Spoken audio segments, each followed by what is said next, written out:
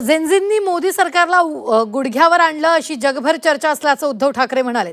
झेनझींचं आंदोलन झाल्यानंतर त्यांच्याशी चर्चा करण्याऐवजी त्यांच्यावर लाठीचार्ज झाला। फेसबुकवरून सरकार चालत नाही बोलणारे आता इंस्टाग्रामवरून सरकार चालवतायत असा टोला सुद्धा उद्धव ठाकरेंनी लगावलाय।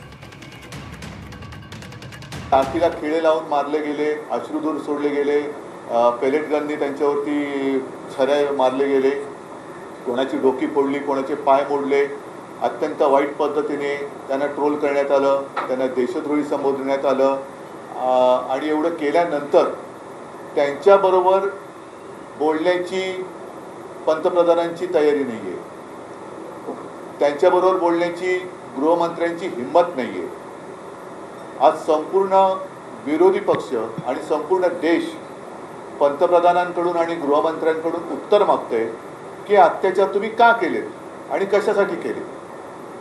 एका मंत्र्याचा राजीनामा घेतला म्हणून हा काही प्रश्न सुटत नाही, तर संपूर्ण सिस्टीम म्हणजे सरकार आता बदललं गेलं पाहिजे।